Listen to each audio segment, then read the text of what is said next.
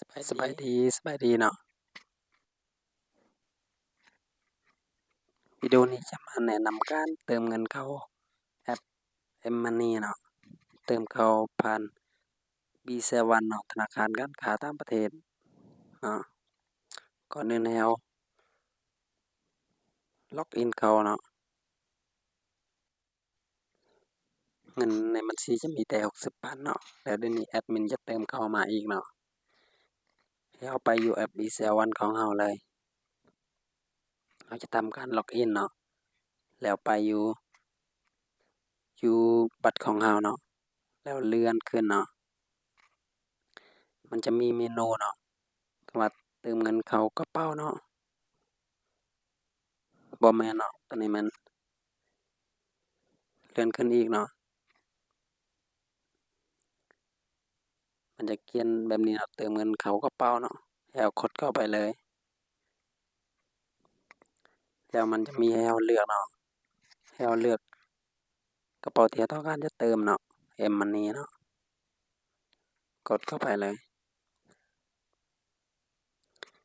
มาหน้านี้เนาะให้เราใส่เบอร์ที่เราสมัคร M-Money เนาะ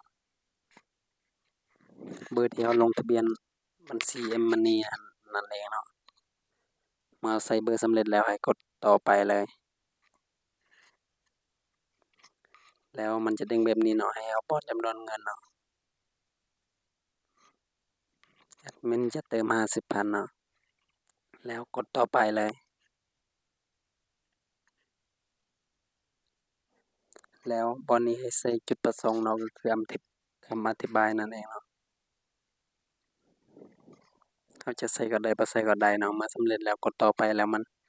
จะเด้งออกหน้านี้อีกเนาะให้เรากดสอบเนาะค่าธรรมเนียมจะอยู่ที่ 3,000 กีบเนาะเมื่อกดสำเร็จแล้วให้ถูกต้องแล้วกดต่อไปเลยแบบนี้เนาะถือว่าสำเร็จเนาะแล้วให้เราไปกดเบิ่งเนาะอยู่ M-Money เนาะว่ามันจะเข้าไวบ่เนาะนี่แจ้งเตือนมาแล้วเนาะเราสามารถเข้าเช็กในแอปได้เนาะเอาไปเบิ่งกันเนาะนี่เข้ามาแล้วเนาะ